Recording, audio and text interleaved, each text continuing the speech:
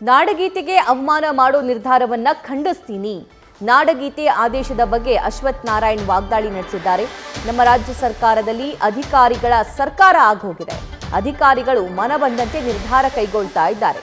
ಸರ್ಕಾರ ಸಂಪೂರ್ಣವಾಗಿ ಡಿಸ್ಕನೆಕ್ಟ್ ಆಗಿದೆ ಅಧಿಕಾರಿಗಳ ಜೊತೆ. ವಿಧಾನಸೌಧದಲ್ಲಿ ಮಾಜಿ ಡಿಸಿಎಂ ಅಶ್ವಥ್ ನಾರಾಯಣ್ ಗೌಡ ಕಿಡಿಕಾರಿದ್ದಾರೆ. ನಾಡಿನ ಜನತೆಗೆ, ನಾಡಿನ ಸಂಸ್ಕೃತಿ, ನಾಡಗೀತೆಗೆ ಅವಮಾನ ಮಾಡುವಂಥ ಕೆಲಸವನ್ನ ಈ ಅಧಿಕಾರಿಗಳು ಯಾವ ಕಾರಣದಲ್ಲಿಂತ ಆಜ್ಞೆಗಳನ್ನು ಮಾಡ್ಲಿಕ್ಕೆ ಕೊಟ್ಟಿರು. ನಾಡಗೀತೆನ ಹಾಡೋಂಗಿಲ್ಲ ಅಂತ ಹೇಳಕ್ ಕೊಟ್ಟಿದಾರಲ್ಲ. ಕನ್ನಡದ ಅಸ್ಮಿತೆ, ನಮ್ಮ ನಾಡು, ನಮ್ಮ ಸಂಸ್ಕೃತಿ ಅಂತ ಹೇಳುವಂಥ ಈ ಕಾಂಗ್ರೆಸ್ ಸರ್ಕಾರ, ಸನ್ಮಾನ್ಯ ಸಿದ್ದರಾಮಯ್ಯನವರು, ಅವರು ಮಾತಿಗೂ ಕೃತಿಗೂ ಸಂಬಂಧ ಇಲ್ಲ ಅನ್ನೋಂಥದ್ದು ಭಾಳ ಸ್ಪಷ್ಟವಾಗಿ ಇಲ್ಲಿನ ಈ ಸರ್ಕ್ಯುಲರ್ಗಳು, ಈ ನೋಟಿಸ್ಗಳು, ಈ ಆಜ್ಞೆಗಳು, ಆರ್ಡರ್ಗಳು ಭಾಳ ಸ್ಪಷ್ಟವಾಗಿ ಎದ್ದು ಕಾಣುವಂಥದ್ದಿದೆ.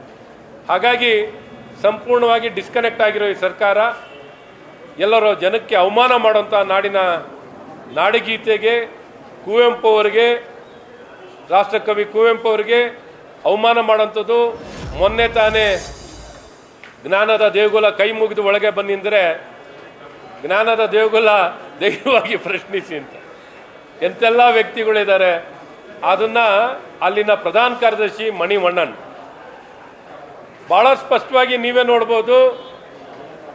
ವಾಟ್ಸಪ್ನಲ್ಲಿ ಆ ಮನುಷ್ಯ ಗೊತ್ತಿದ್ದು ಆಜ್ಞೆ ಮಾಡಿರೋದು. ಆತ್ಮಸಾಕ್ಷಿ ಇಲ್ಲದಂಥ ಒಬ್ಬ ಅಧಿಕಾರಿ ತನ್ನ ಏನೊಂದು ದ್ವೇಷ, ಏನೊಂದು ದಿಕ್ಕಿಲ್ಲದೆ, ಒಂದು ಒಳ್ಳೆ ಉದ್ದೇಶವಿಲ್ಲದಂಥ ಇಂಥ ಅಧಿಕಾರಿಗಳು ಭಾಳ ಜವಾಬ್ದಾರಿಯುತವಾದಂಥ ಸ್ಥಾನದಲ್ಲಿ ಕಾರ್ಯ ಮಾಡೋಂಥವ್ರು. ಇಂಥವ್ರ ಮೇಲೆ ಕ್ರಮ ವಹಿಸುವಂಥದ್ದು.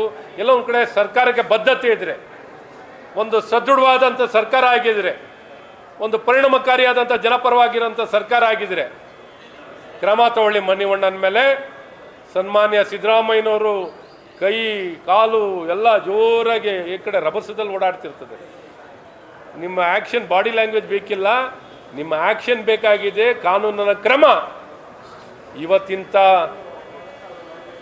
ಏನು ನಿರ್ಣಯಗಳನ್ನು ಒಂದು ಶಾಲೆಗಳ ಮೇಲೆ ಏನೊಂದು ಘೋಷವಾಕ್ಯವನ್ನು ಬದಲಾಯಿಸಿರೋಂಥ ಈ ಸರ್ಕಾರ ಏನು ಕ್ರಮ ಜರುಗಿಸ್ತೀರಾ ಅಷ್ಟೇ. ನ್ಯೂಸ್ ಫಸ್ಟ್ ನಿರ್ಭೀತಿಯಿಂದ ನಿಮ್ಮ ಪರವಾಗಿ.